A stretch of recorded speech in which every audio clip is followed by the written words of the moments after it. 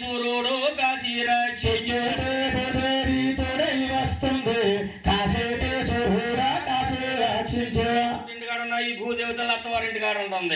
ఇక్కడ సూర్య భగవానుడు అత్తవారింటి కాడ ఉంటాడు. ఆడవారు ప్రతి ఒక్కరు పొద్దున్నే లెగాలి, భూదేవతల్ని శుభ్రపరచాలి, సూర్యుడికి దండం పెట్టుకోవాలి, కష్టాల్లో నేను కాపాడుతారు తల్లి ఆనాడు తల్లి చెప్పిందండి.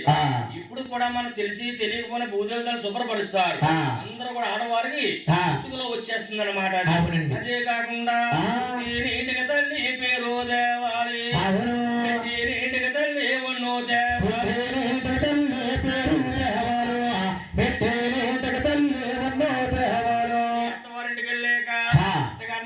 చూడవే మాంగారిని అందంగా చూడవే. వాళ్ళు చూడకపోతే వాళ్ళు నిన్నేమంటారు, ఏమంటారో తెలుసా?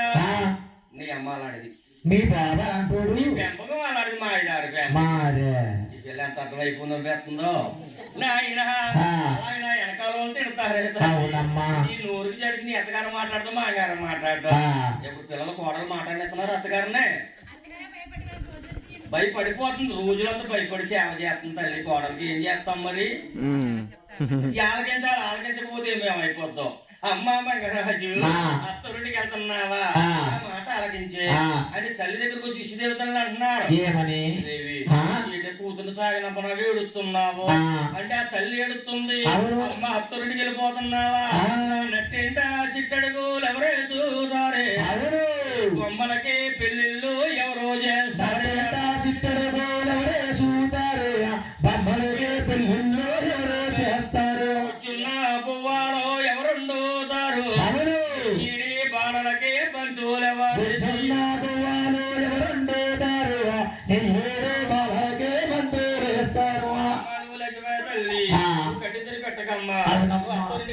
తండ్రి వస్తారు, తమ్ముడు వస్తాడు, నేను వస్తా ఉంటానే తల్లి అని నచ్చి చెప్తుంది.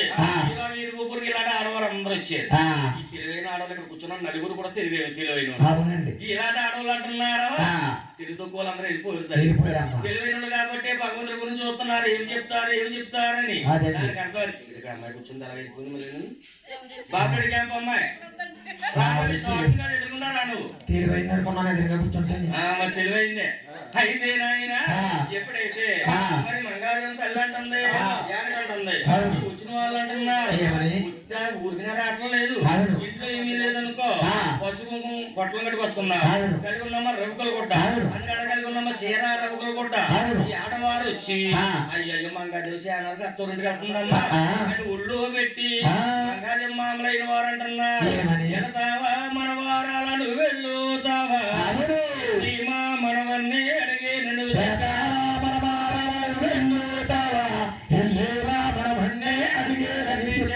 అత్తూరింటికి వెళ్ళాక నా గురించి మనవడికి చెప్పమ్మా అని మామలైన వారు నా పెద్ద వాళ్ళట ఆవిడన్నది.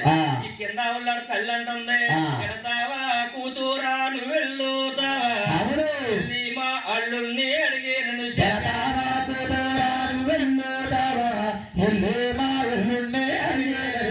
మంగాదేవికి అక్కలేని వారు అంటున్నారు.